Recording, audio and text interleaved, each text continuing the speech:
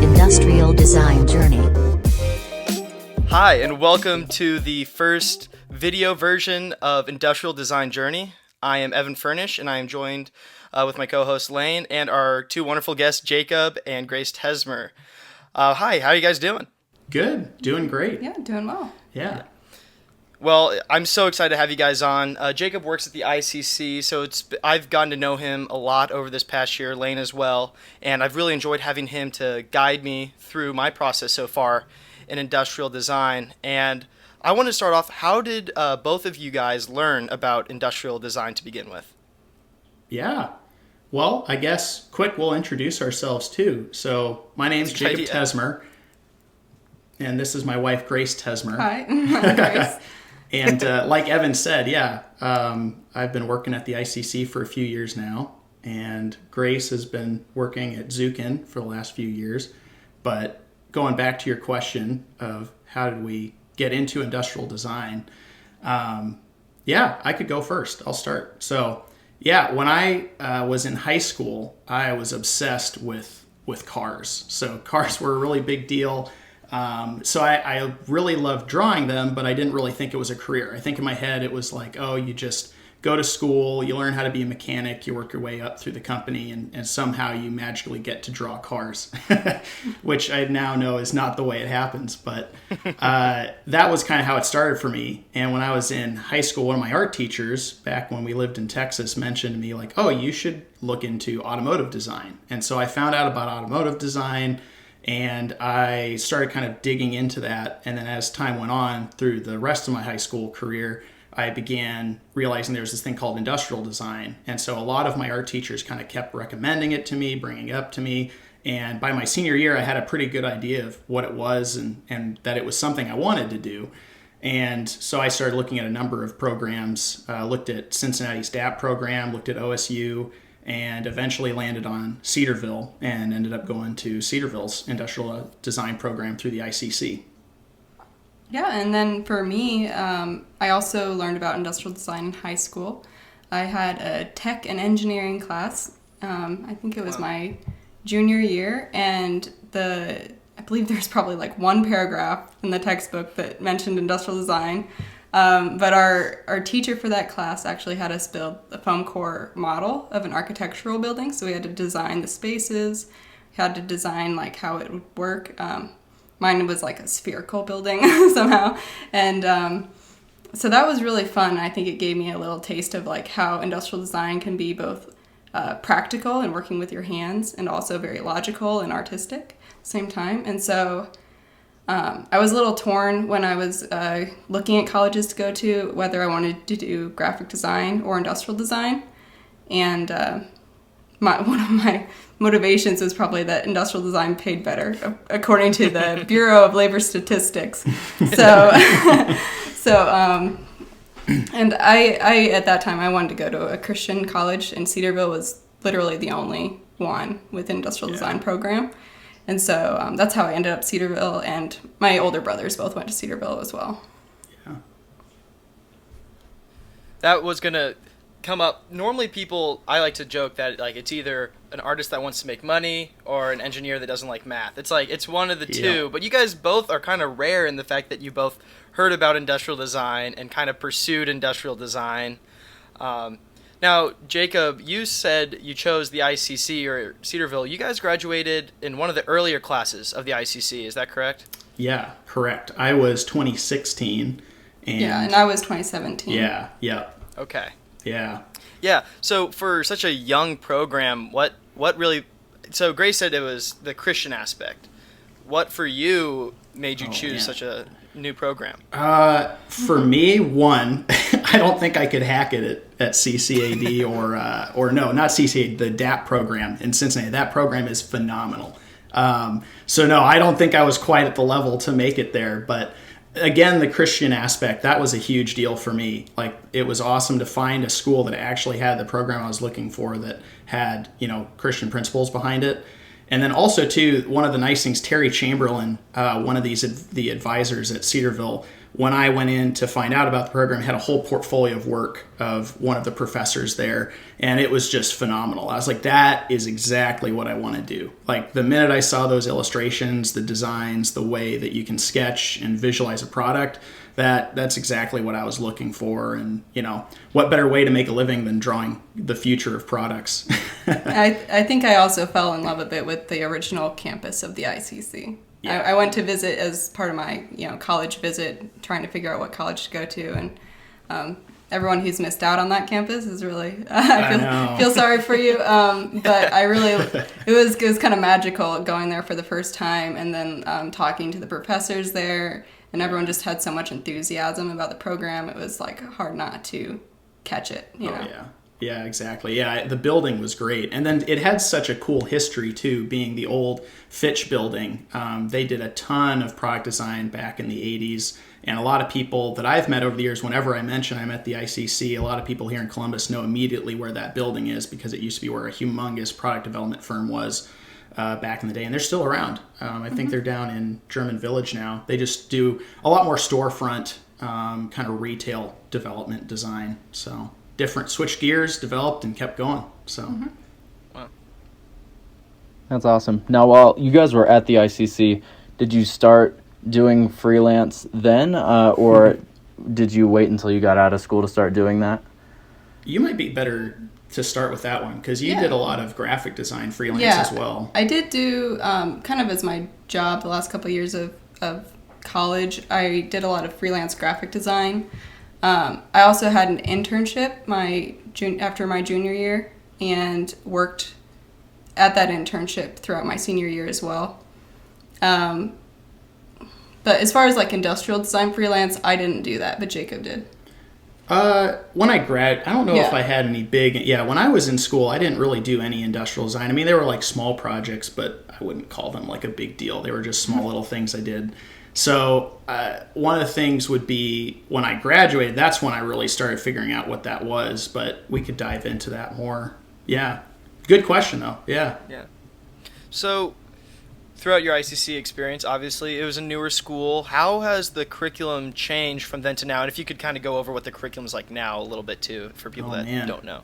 Well, that's probably more up my alley, but for both of us being in the program earlier on, I mean, it's adapted and changed so much. I mean, it's a lot more different than it used to be, but I would say that it's changed a bit because one of the things that I think was more valuable with our experience when we were first there is we had a great opportunity to do more presentation and speaking. You guys don't do as much presentation and public speaking as we used to. I think that one of the strengths that the ICC has always had is kind of the ability to put you guys as students on the spot and better be able to present yourselves and your ideas. A lot of times, a lot of designers are like, here's my cool idea. Do you like it? It's like, no. You got to explain it. Like, why? Why does it matter? Why is it important? Hand sketching was really big when we were there. Yeah, and weeks and weeks of cubes. Oh yeah, that's all we would do for like 3 weeks straight was drawing cubes. So I think that what it's done, and the way that I think about it is that what it's done is added in more digital kind of building into where the industry is going now and has been really adapting to it over the last few years. And I'd say for us, the biggest thing, and I think what was helpful is like in hand sketching, you can like visually tell what you need to sketch. Like you're always looking and you can quickly sketch something up on a piece of paper. Whereas if you're stuck on an iPad or a computer, you got to go away from that meeting. So I feel like what it helped is that like when you're in a meeting or you have the ability to sketch something for a client right then, right in that moment, you have a better chance of catching the idea in that discussion rather than going away and then having to come back and represent it. So a lot of more on the spot, quick, versus where we're at now, where you guys are at in the program with more digital and presentation tools. And then, so going about how the program has changed, what did the senior capstone journey look like for both of you guys? I want to hear both of you guys talk about that journey that you guys went through. Yeah. Sure. I'll go first. Mm-hmm. My senior capstone was a pill dispenser for older adults. There was like, I done research, of course, and you have to be able to defend your senior capstone subject to the professors, and there was the concern of younger family coming over to an older person's house and taking their meds, or people getting, like really young kids getting into it because it's not locked away and stuff like that. But then also the concern of them forgetting to take their meds, or taking it at the wrong time and stuff like that. So I designed like this, it was fully manual pill dispenser for older adults. And I was able to actually meet with a charity here in Columbus and like go interview all their older residents and test out my prototypes and stuff on them and kind of get their reactions, and their feedback was like very critical to my design. And so that was really cool. I think I really loved the flexibility that the ICC gave us with our schedule during senior capstone time, to just leave the classroom and get out there and actually do the research. Yeah, exactly. And I think that was like the big thing, is that because you have that flexibility, you can like meet with people, talk with a lot of different people. My capstone was an emergency medical vehicle based off of like a 4x4 platform. And so it was all about wilderness rescue, and it had a lot of modular components that allowed it to kind of work in different scenarios. One of the big things was like mass casualty situations. So looking at school shootings or earthquakes, things that would involve triage, which is the process of separating out people based on their condition and applying treatment in a couple of different ways, depending on what their need is and what their state is when they're in that point.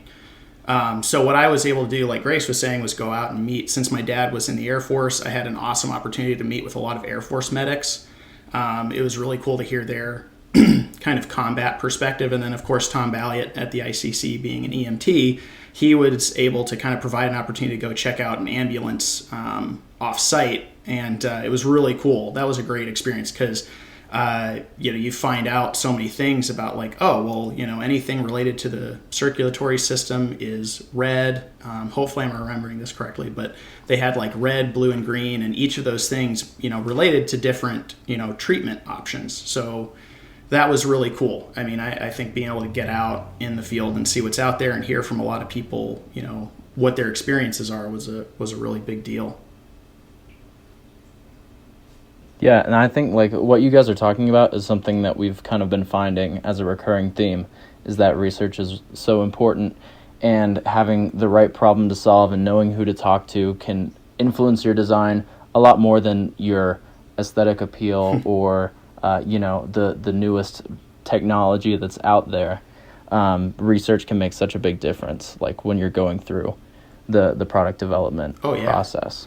Yeah, and I think like that research development process, it really dictates the direction. Like, because if you just created like a really pretty looking emergency vehicle, great, big deal, Like, I think that's always been kind of a design challenge, is it's like you can't just make things always look beautiful. Like, that is a huge part of design, but I think background of industrial design is that you're creating a lot of like functional things. There's a lot of function in industrial design, and if it doesn't do the job correctly, you're kind of doing a disservice to your consumer.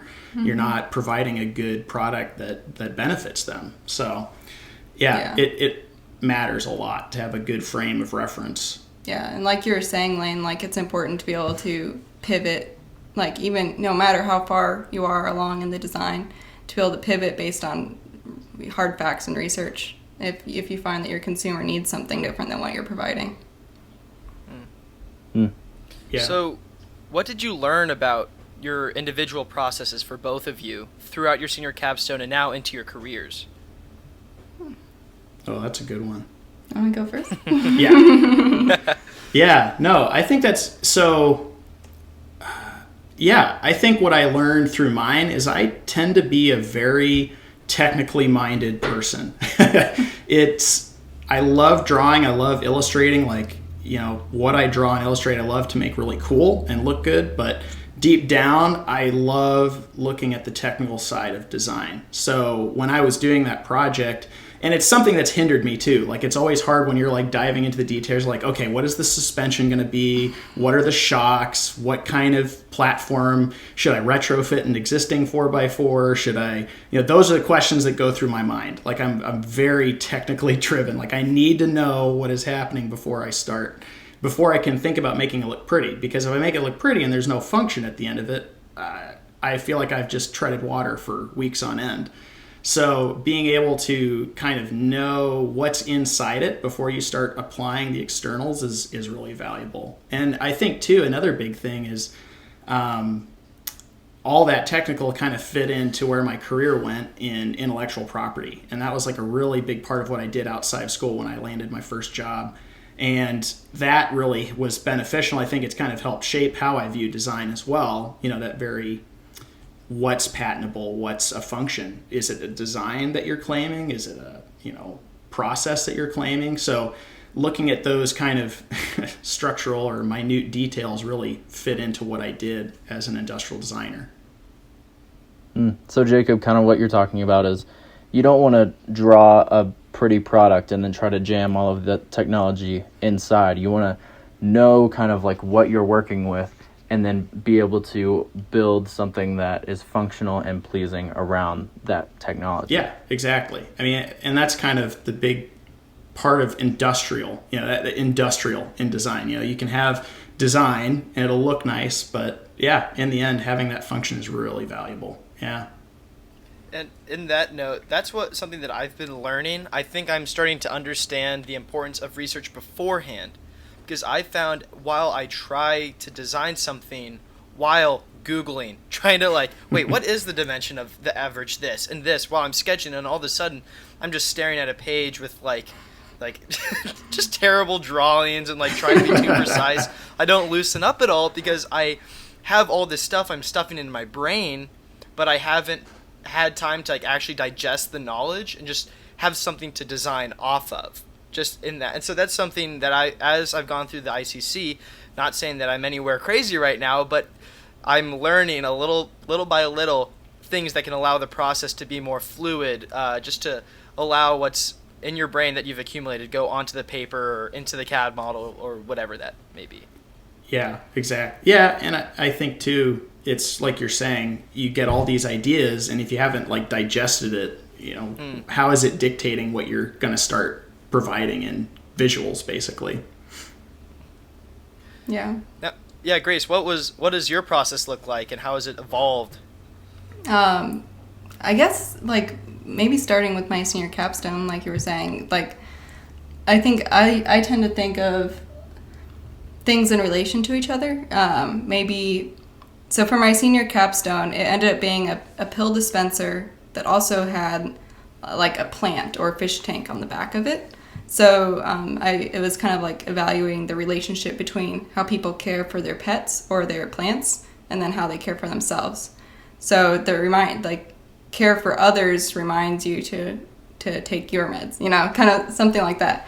And that's kind of followed me through into my career, where it's every time, not every time, but in a lot of projects when I approach it, I like to think about well, how does this thing change the perception of the product, or and how does it nudge the consumer to use it the correct way, or something like that. So more subtle kind of psychological human interaction things, and kind of systems and how they relate to each other. Yeah, one thing's informing the other. Because you're doing something that's natural, you're going to do it anyways.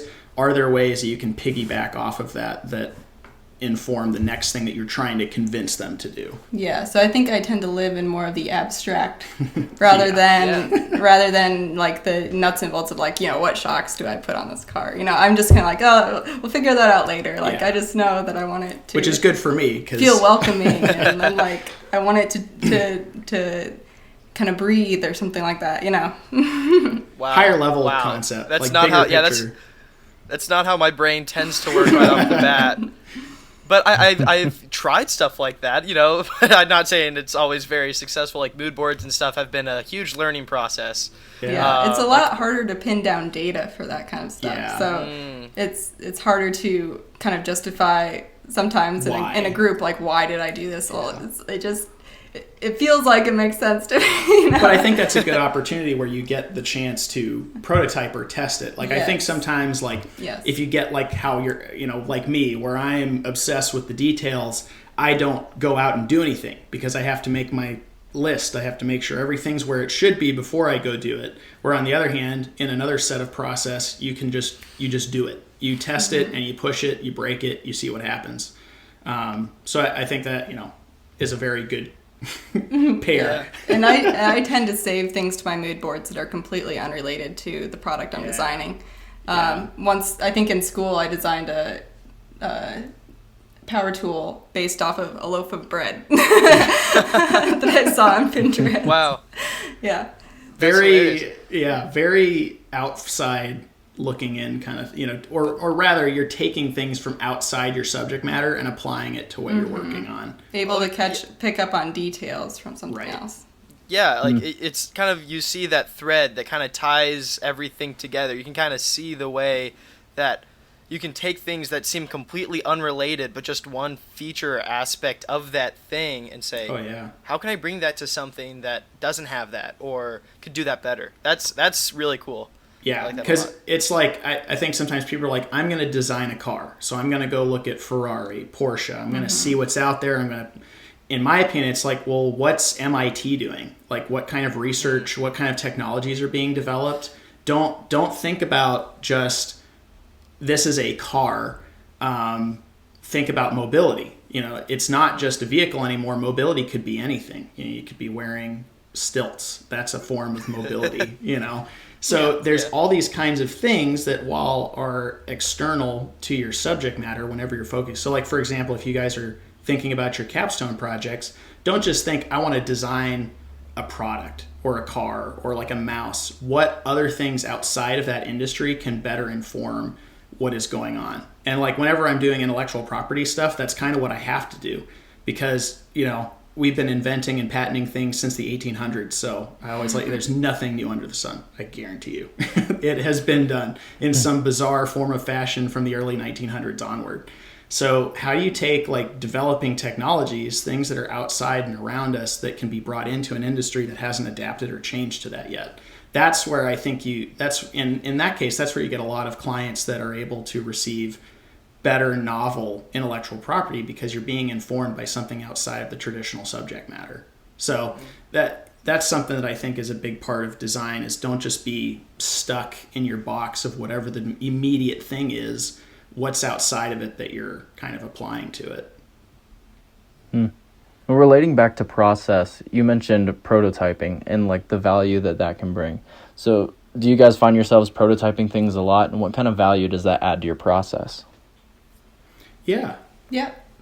I'd say, like, at my job, anything that is ergonomic, that needs to be ergonomic, handled by human hands or sat on or whatever, it's crucial to prototype.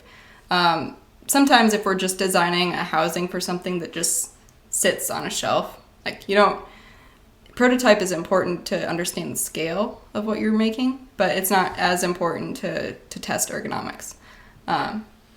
Actually just this last week I was sewing for prototyping at my work. So yep. It's fun. I enjoy it. Oh yeah. Yeah.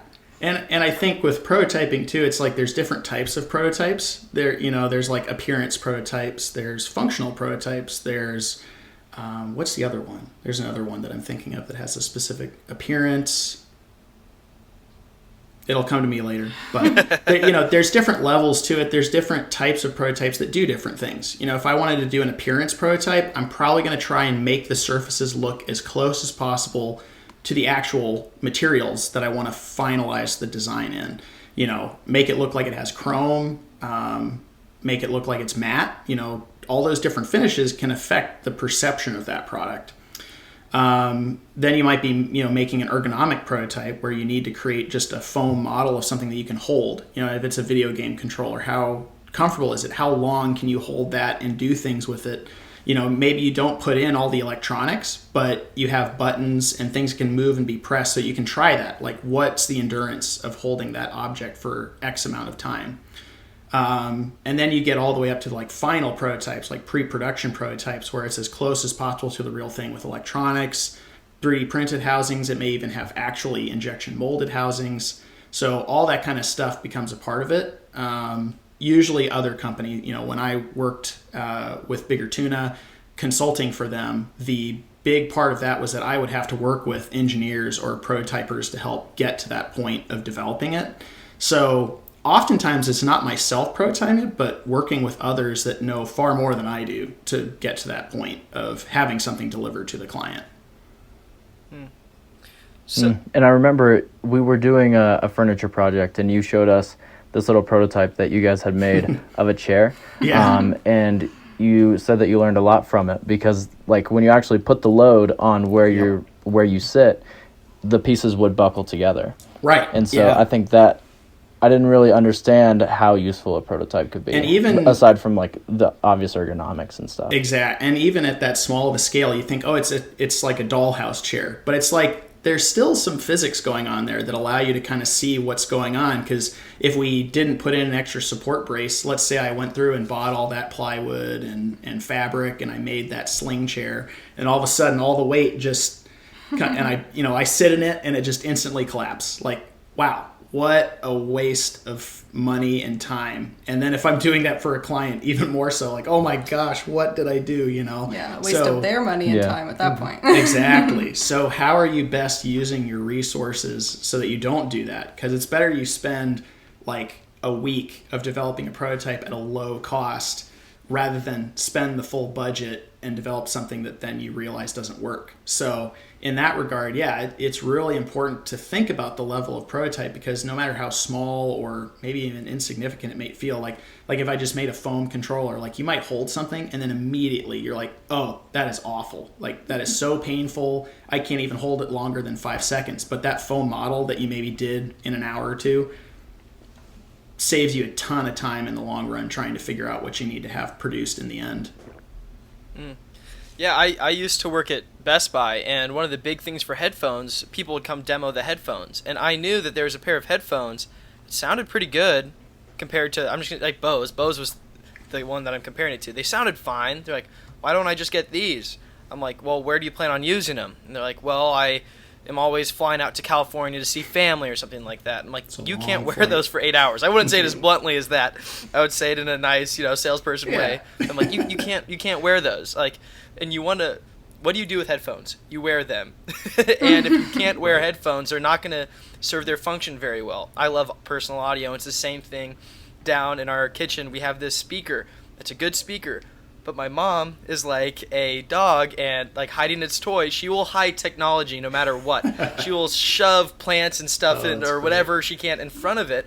And I'm just pulling my hair out. I'm like, you ruined the function of the thing that needs to produce good sound. Like you're ruining it. But then you can't blame her, because if it's something that doesn't look beautiful and you don't want it to be sitting in your kitchen, why bother? Well, exactly. It's not. So it's cool how aesthetics tie into function. So that was just my little 2 cents on that. No, I mean, that's great insight. The funny thing is that it's like a lot of times, like things that inform me in my career too. So when I was in high school, I had a job as a luthier. I worked in a violin shop, and you would think like, oh, that has nothing to do with industrial design, but the ability to work with your hands, work with small objects. Like one of the most bizarre things I learned is that when you're making a violin, you don't use regular synthetic glue. You have to use animal hide glue, or else it dampens the sound. You lose that vibration within the instrument by adding that separate synthetic material into it. And you could have the most beautiful violin, but just by changing out the material for gluing it together, you've created a useless object.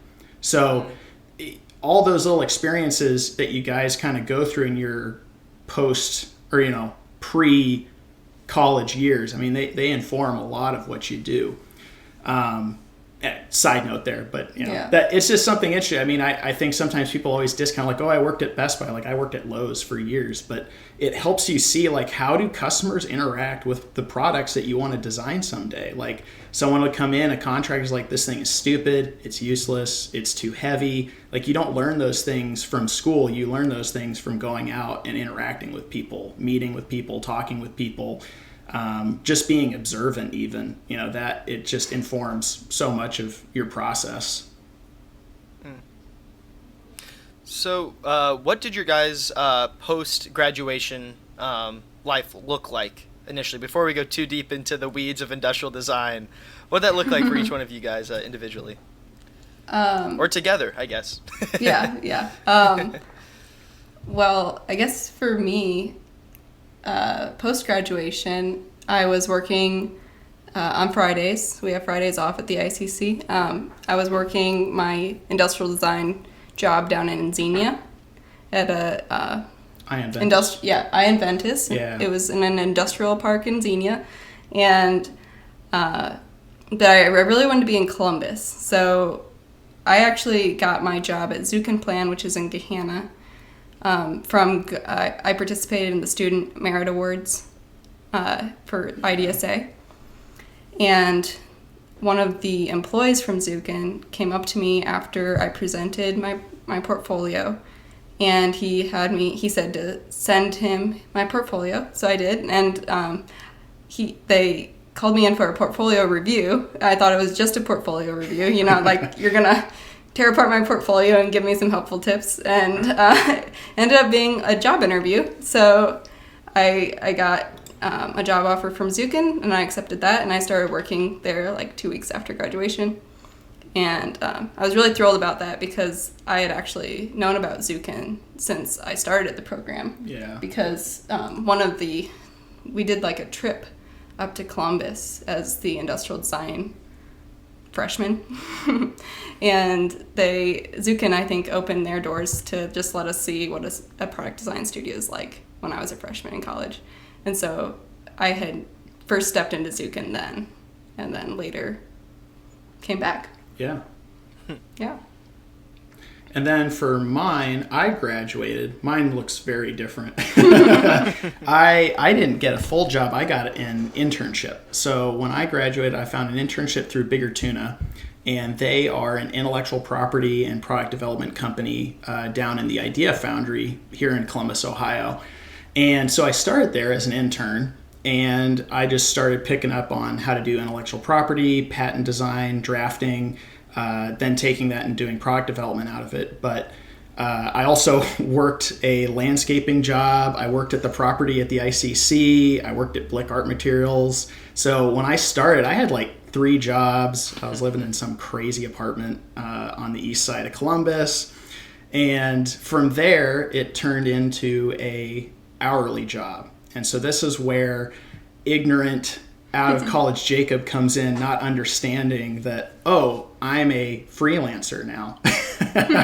And so that's kind of how I started getting into freelancing, and then kind of developing it into being a consultant. Because really what would happen a lot of times at Bigger Tuna is we'd have clients come in, we would meet with them, and then my job was to kind of assess their product by reviewing what we call a prior art review.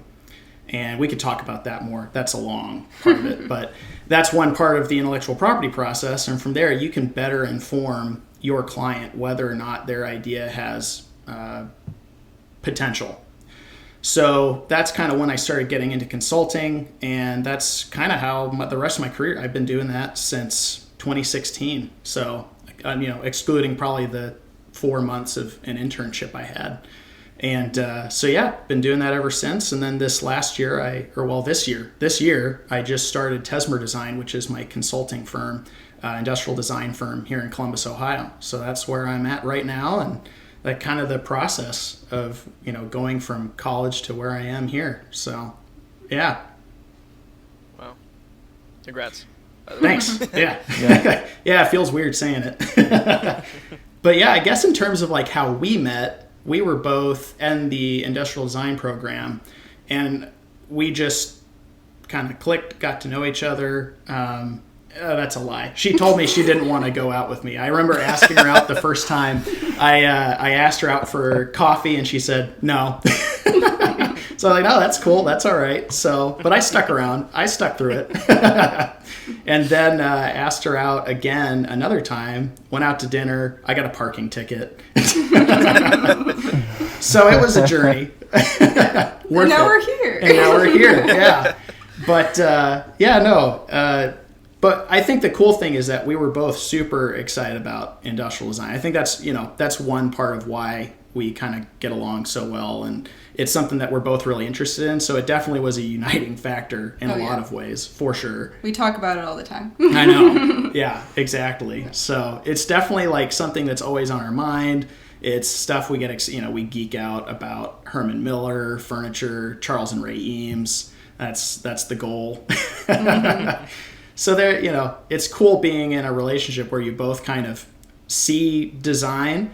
And it's really cool too, because like you were talking about earlier, me being very technical minded and her being very kind of higher, bigger picture thinking, it makes for a really cool dynamic when we're working on projects. So, we've done projects in the past. We kind of help with each other's work. Grace does a lot of freelance graphic design. Mm-hmm. She's got her own printmaking company, Studio Esteldor. So we've just kind of got our toes dipped in all these different aspects of design, ranging from graphic design to product design, intellectual property to printmaking. Yeah. It's just something we're super passionate about. It's always nice just having someone else that will always be there to bounce ideas off of and saying, what do you think of this? They're like, right. Yeah, exactly. Yeah. It's funny because you would think it's very like we live in a vacuum, but because we have two different perspectives, like, no, Jacob, that idea sucks.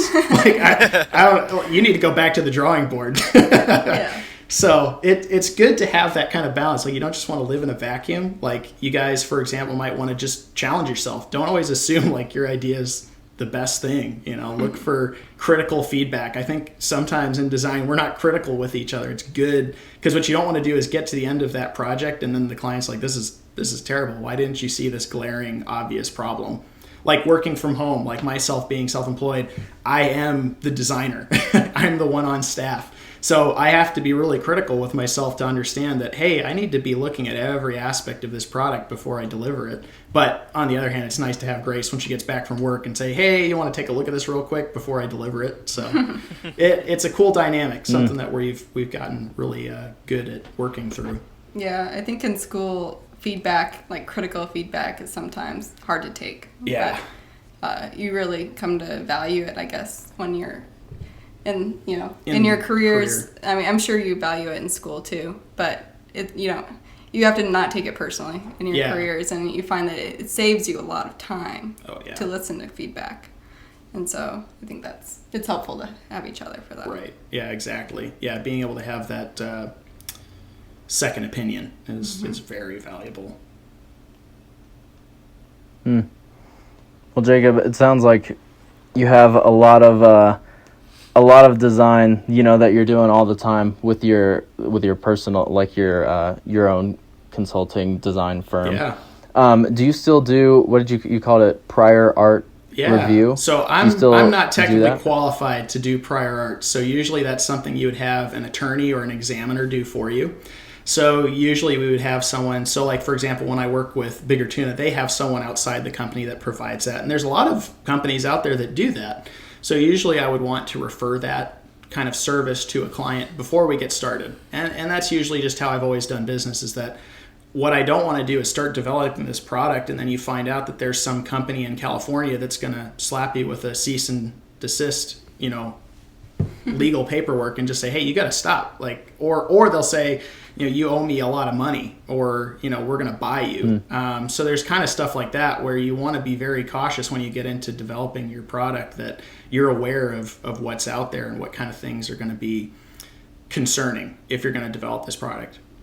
On the other hand, I do also have an opinion that if there's nothing to patent, you should not patent anything. If it is just a good, solid product that you're not going to be infringing or you're not going to have any problems, just go to market with it and design a good product. Because oftentimes I've also had clients who they want to patent something and it's patented for the sake of being patented. You should never try and patent something just because you want a patent, because you're missing all the other aspects of, is it marketable? Is it something that people need? Is it something that they want? And is it something that you can build a business around? So that's kind of the because rest idea. I mean, it sounds like if you need an attorney and, you know, all of this expertise, that it takes a lot of time and money to do those patents in that prior art review. Yeah. So it's like, seems like you're saying there are a lot of other things that can be more valuable than just being able to, you know, put patented technology on the box. Yeah. And sometimes too, the other thing is, if there's nothing to patent, if you're the first one out there and you're the first one to develop it, you get the best reviews, brand loyalty comes in, and you have loyal customers who will buy your product because you're the first and you did it really well. So if you're willing to do your product to the best of its ability and you have something that people genuinely need, I just feel that even if you do get ripped off, or someone comes along and does rip off your invention, which does happen regardless of whether you have intellectual property sometimes, the big picture is if you can capture the majority of the market, you're the winner in the long run. Mm-hmm. Yeah. Well, Jacob, you've seen a lot of ideas, I'm sure, you know, come across your table. And, you know, something that we kind of ask a lot of our guests is like, is there like one attribute that these products have, these ideas have, that make them like really good design ideas? Yeah. I guess I'd say so it kind of depends. The biggest thing for me, I'm like a very people-oriented person. I've met a lot of people and they have an idea for a product, but if they're not willing to take it the length, you know, the full development of it, there's a high possibility that it just probably won't make it. Because when you go down the route of being the inventor, developing your product, it's a lot of, you know, you have to be willing to commit to a long-term business plan. A lot of times people want to like lease their ideas, but in the end, you know, going back to your question of those ideas, or license, not lease, license your idea. The big picture of it though, I think, is you're looking at the people behind the product. So people who are passionate about it, I think, have the best ideas because they genuinely found something that has, you know, potential to change a certain situation. And I think too, the people who come up with an invention that addresses an existing problem instead of creating a problem to be addressed, that's also a really good perspective. Like, don't just invent a problem for the sake of solving it. Find an existing problem that meets people's needs, and you'll have a really high chance of success there because you're working, you know, within a problem that needs to be answered. And that could be one of the products that I love working on was this bottle holder. It had a magnet. It was called a fixed. And basically it was this fabric sleeve with a plastic housing and a magnet inside that plastic housing that would just hold your bottle up off the ground when you're at the gym. Really simple problem, but it was helpful for that guy who made it because he was passionate about it. He had, you know, everything kind of going for him to develop that product, and it's still for sale, and he's really kind of invested into it. So it's really cool when you see that, like a simple problem being answered, but the people and those who developed it have a really great background, or, you know, not background, but drive to make it succeed. You know, they want to see it out there, because if you don't want it, it's just not going to happen. Yeah. And you always have those projects where you're working on it and you're like, man, this is something that could really work, and you're passionate about it. And sometimes it actually is a good idea, and sometimes it isn't. But a lot of times, one of the things that makes the difference, whether or not it's a good idea, is like the amount of effort that you put into it. And I heard something recently, creativity is a hard thing to monetize. And I think like you guys are doing a good job of that. But the one thing that always like sets people apart and makes them successful is to just be creative all the time, a lot, and just create a bunch of stuff. So, you know, passion, I think, from as far as I can tell, makes a huge difference. Yeah. Like in the product development. Yeah, and like kind of seeing how, you know, you guys started this project, you know, podcast as kind of, which I think is really cool. You guys are kind of creating a podcast to learn for yourself. I think that's kind of the funny part, is you're basically interviewing people for the purpose of extracurricular education. That's what I love about it so much. And so I think what's really cool is that you're kind of showing the signs of wanting to be really like you're saying, like it's something that you do in your free time. Now there's a whole nother conversation there of like work-life balance. You got to find hobbies. You got to do something other than what you do at work every day, or you come home and you feel miserable. Been there, done that. Don't spend your entire life just doing design stuff all the time. It leads to quick burnout. But on the other hand, is it something that you're really passionate about? I think with design, it's definitely a career that if you're not super excited about it, the rewards are not worth it. You have to be passionate about it. I think it's something that, if you're not excited when you wake up in the morning, like I get to do design work today, there's something that needs to be fixed, So yeah, passion goes a long way. It can really dictate success or failure in a lot of ways. So, Jacob, we've gone over your experience in, kind of the freelance world, but Grace, what does it look like being in a more structured environment than the type of life Jacob's in, the design life he's in? What does that look like for you on a work basis? Yeah, well, I work at Zukin Plan, and so we have a lot different clients, I guess, than what Jacob has worked with for most of his career so far. Jacob has worked with a lot of inventors, and at Zukin we tend to work with larger companies. You actually had Zach Lowe on here, and he's at TTI. We do some work for TTI. I don't think it's related to what Zach works on, but so we'll do work for larger companies like that, and usually we'll just kind of be their creative brains. Like they'll outsource their creative brains to an independent firm that gets a lot of experience on a lot of different projects. And I think that's valuable for those companies because their design doesn't get stagnant. Because 1 week I'll be working on an industrial product and the next week I'll be working on a vacuum. So I'm like pulling inspiration and knowledge from all these different sources and bringing them to each project. So I think that's the nice thing about working for a firm rather than a company, rather than being the design department in a company. Yeah. Because you really get exposed to a lot of different types of projects. Yeah, the variety is really interesting when you're in those smaller firms because you have to have a variety of clients to make sure that you have billable hours for every kind of part of the year. I mean, at least, from my experience, that's how I've seen. You want to have variety so you don't miss out on something. So being able to have that kind of diversity of clientele allows for that. Yeah. Yeah. And of course, like I've gravitated to some projects more than others and stuff like that, but I think in the end I really appreciate being pulled onto projects I don't feel as, maybe I don't feel like I'm the best fit for that project, but it really helps stretch and grow me to get better in that area. So I think the projects I've really enjoyed so far in my career have been more of the visual brand language kind of projects, VBL, because it's pulling together all those seemingly disparate things like color and branding and shape and stuff like that. Right.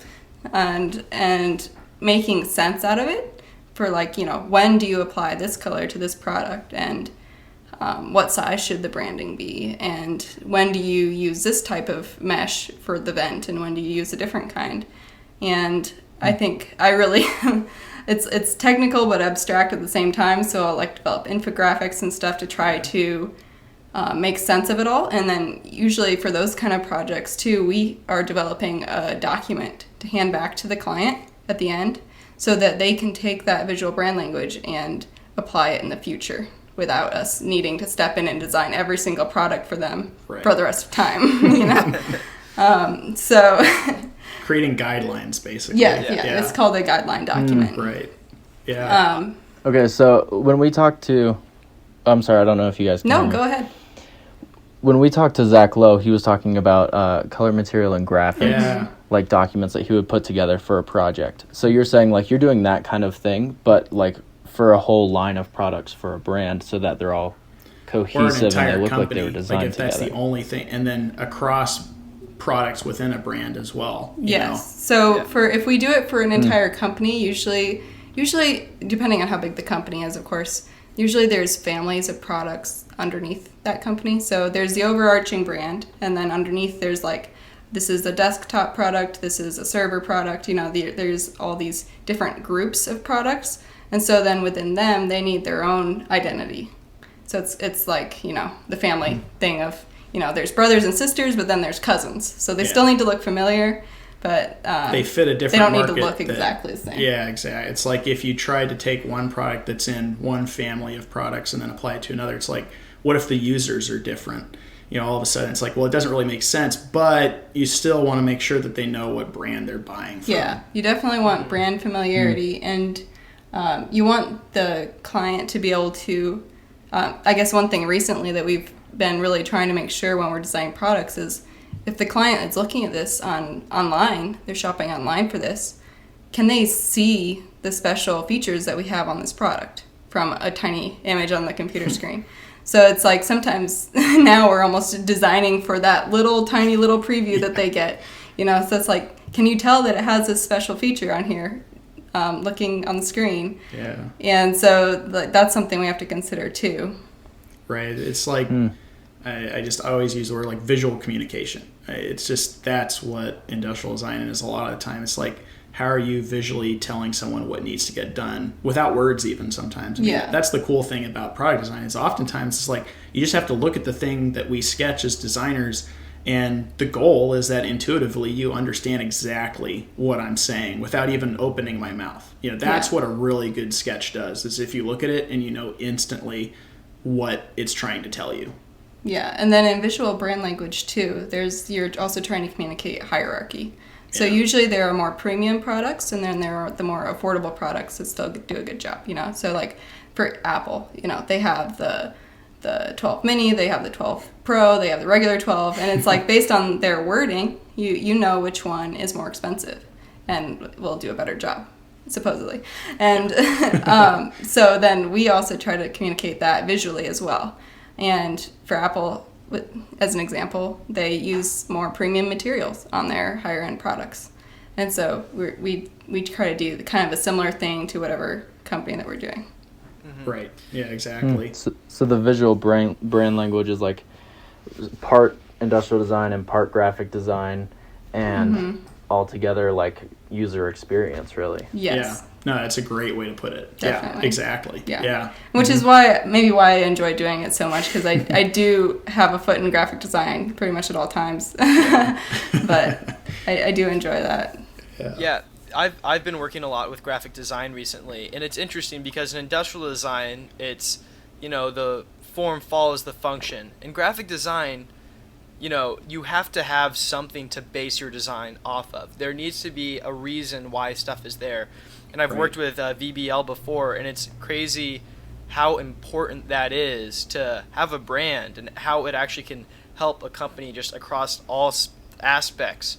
And what's like to work without a VBL and the different things and issues that can cause. Recently, I was working on... It's a big task to overcome. Yeah. And, recently I've been working on images for Amazon for a company for scale, to show the scale of an item. Nice. Because there's for instance, one of them is a lawnmower and it's 14 inches, and the only bad reviews, it's a real mower, it's like a push mower, but the only bad reviews are people saying, this is tiny, it would take forever to cut my yard. In the description it but says... But it's a perception. Yes, exactly.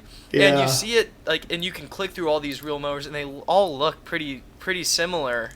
Yeah. But it's not until you can give them context. So that's something I love. I love the visual communication of something, and how it's really cool seeing it show up in reviews, and show up in purchases, and show up in how you think it's just like, oh, whatever, it's 14 inches. They know it's 14 inches. No, they don't. People don't know. And I didn't know. I had to physically look at one to get an actual idea for what it's like, because you don't realize, you think you're familiar with it, but you're actually not. So that's something I can 100% relate to.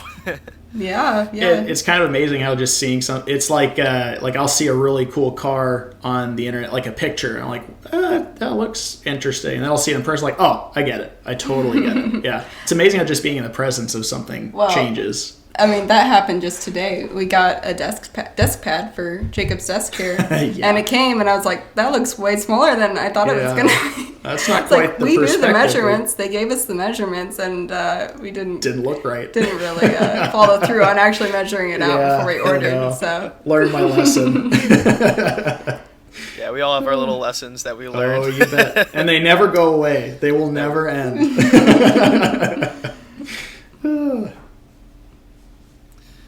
Lane, you look like you're gearing up there for a second. I was I was pausing to see if you're going to ask another question. No, I'm good.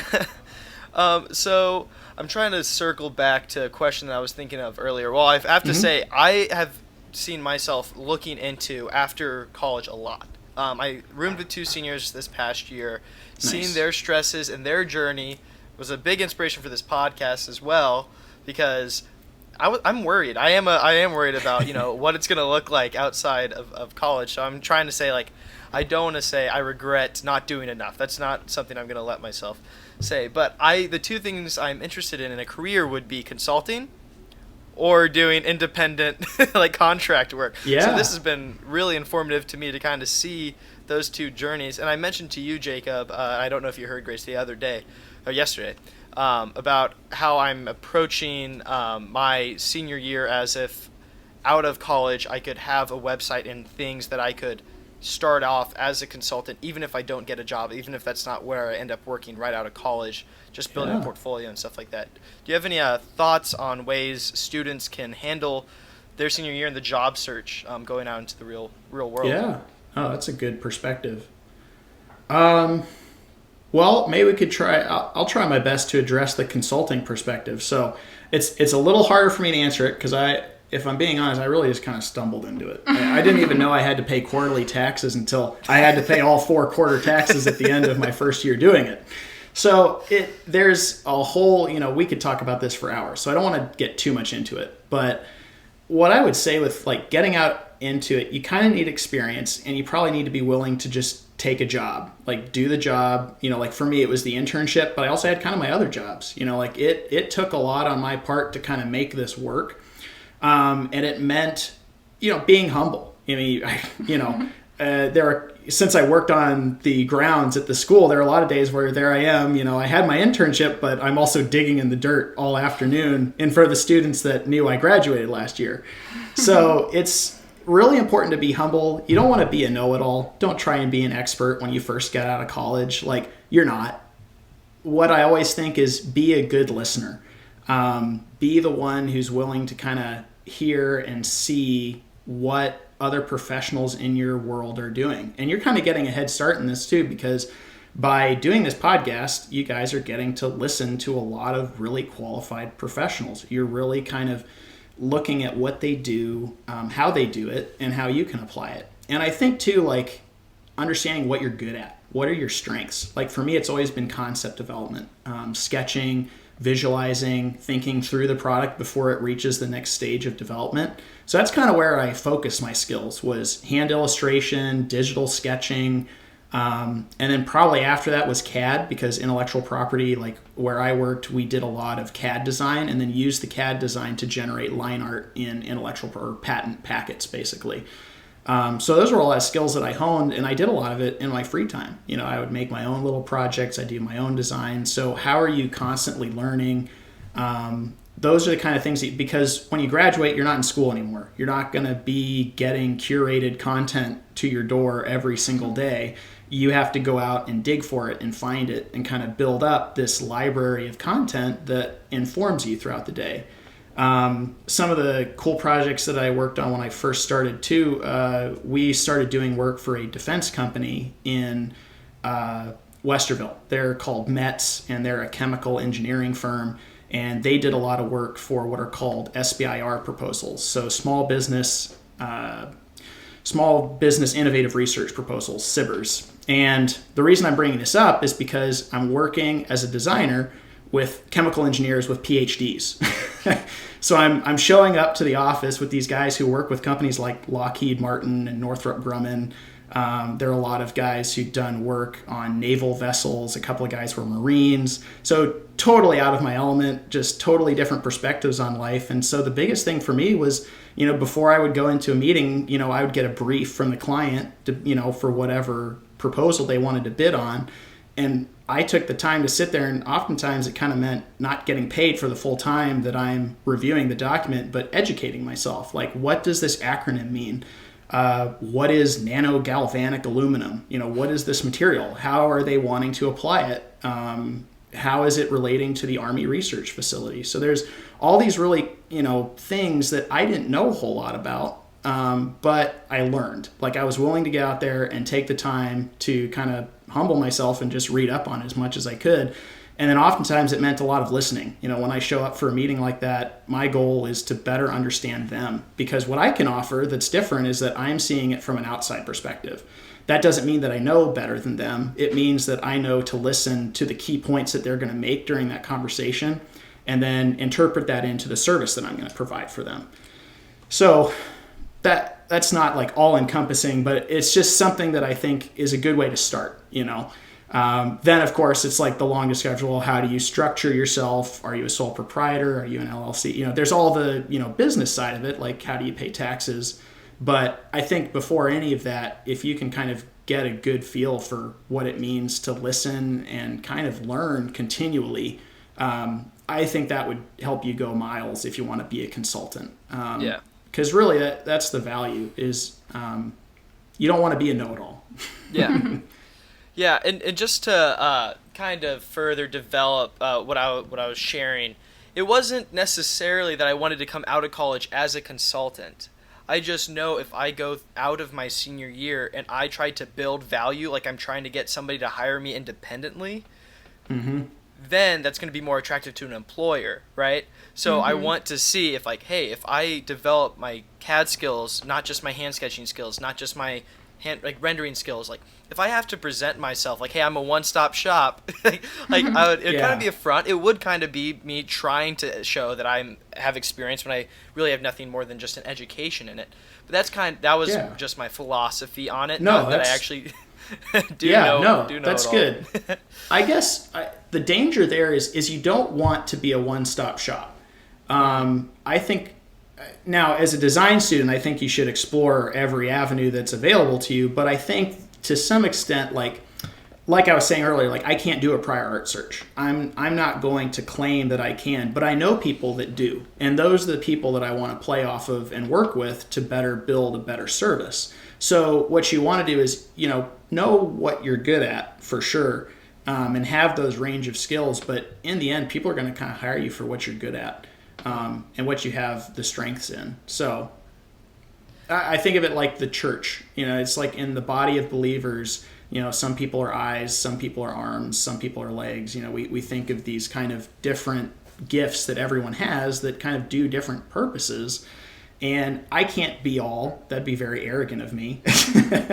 And then on the other hand, I'm not going to be as effective as someone else. So Grace and I always say, this is kind of a quick side note, but we always talk about that it's like design can enable people to be very arrogant because we like to think that we know everything because we dictate the design and the look and the process and we can do it all, But in the end, we're at our best when we're surrounded by those that lift up what we do. And that's kind of a part of our design philosophy and stuff that Grace and I talk about all the time is that, if you can build that team or the people that can work with you on that, you have an awesome service to provide. So don't burn yourself out, quickly, trying to do everything at once. But, I think that's a good way to look at it though. Like, how can I be a consultant to a company someday, or how can I be hired into that role somehow? Because that's how you get your experience too. Like I had my internship through Bigger Tuna and then a year or two of just working, hourly that informed me as to how I,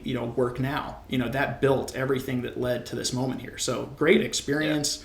And that first job, even if it's part-time, full-time, consulting, self-employed, freelance, whatever you want to call it, that's how you get to where you can try and create something for yourself. So that's a great way to kind of frame your graduation too. Because what if you don't get a job at a company? At least you could try finding, consulting jobs or contract work when just you're out building there. value, like just Yes. building value in every way that you can. And Yeah, absolutely.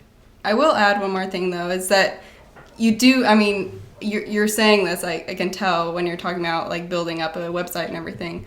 It's like you do want to put in the really hard work while you're a student, and not just the hard work in your portfolio work, but also going out and meeting other professionals like you're doing for this podcast, but also going, like, if there's any in-person things or like online conferences where you can connect, or even just reaching out to people on Instagram, or LinkedIn. Just the more that you can kind of play your student card and get advice and get feedback on your portfolio and just like be there, be on their mind, you know. It's like you do have a unique opportunity as a student to not be perceived as annoying. Right. Whereas as soon as you get out and you're not a student anymore, suddenly they the feel like perception- you're trying to sell them something. Yeah. So it's like, you know, see if you can shadow like at different companies or at different firms and stuff like that. It's like, just take any opportunity you can. And that's how you get work in the future too. Like, I'm not going to get work by messaging some person I haven't spoke to in 3 years and saying, hey, would you like to hire me? Like, that is the worst sales pitch you could ever do. Like, and I think I've mentioned this before in classes, don't see people as an ends to a mean or means to an end. It's more of like, build those relationships without the intention of getting any work. Because really, in the end, like, the work that you're going to get is going to come from a casual coffee discussion, or you're going to be hanging out and someone says, hey, Jacob, I got this guy who needs to get some work done. I mean, word of mouth, that's where it's at. That's a good place to be. But it's definitely not too early to start that. Yes, as you're doing already. Yeah. I mean, like, already by doing this podcast, you've already kind of met a lot of really neat people. Just listening to your podcast, it's like, I'd love to talk to that person or so-and-so. It's like, it's a really cool opportunity. So it's definitely something that doesn't stop here, though. Like, don't just stop. You know, like, for me, I have to, like, reach out to people and say, hey, let's get coffee this week. I have to be very intentional, because once you get out into the real world, it's like, you don't have functions anymore. Like, you know, as believers, thankfully we have church. You can go to church and run into people, and that's great. But you got to build that community early, or else it's going to be a really uphill battle to build it next time when you're ready for it. So, yeah. Well, I mean, that's why we're doing this. We want to learn, and we want to, like, meet people and talk to them and just, like, pick their brain about, like, what they love about industrial design and what their journey through it has been. And so, like, we're really honored to talk with people like you who, like, have experience and, you know, have gone through all of these things before, and getting even advice like going and, meeting people in person, seeing if you can shadow, like, those sorts of things are also just as useful as any kind of, like, ideas about, like, the design process are. So we're very thankful that, you know, all of our guests, including you guys, have, you know, taken time out of your day to, you know, talk with us. Oh, yeah. All right. It's fun. Yeah. Yeah, it's nice. I mean, why not take some time to get to talk about what we all enjoy? So it's a cool community too. I mean, it's something that I think if you're in it, you definitely know they're passionate about it, because why else would they be doing it? It can be a tough field to be in, but worth it in the end for sure. Yeah.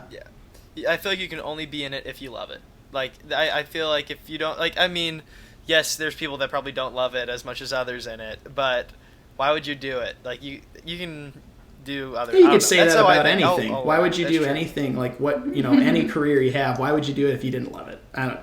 I think that's an idea people should have, but I have a few friends that do stuff because of the paycheck. You know, and that's life. But that's a perfectly valid reason. I just think it'd be great if you could get both. Exactly. Yes, that's a great way. Right. Of saying Yeah, that'd be nice. Well, I know I could talk for much longer, and I have a lot more questions, but that felt like a really good place to end. Perfect. I am so thankful for you guys' time that you so graciously gave to us. Jacob, you can email me the bill for your time whenever. Yeah, no, that's a good point. Well, we can talk about a payment plan. Okay. Yeah. Next Might have time to we be hang over out, 30 years or coffee's something like on that. you. How about that? Okay. Sounds good. Or I might make you try a Bang energy drink from the Commons. Oh, man. but- All right. I'm Not past kidding. 5 or else I'll be up all night long. All right. Yeah, but again, so thankful. This has been such a great learning experience for me, and I'm sure Lane as well. I look forward to continuing our relationships and talking more in the future, but thanks so much, and we'll be back shortly with another episode. Peace.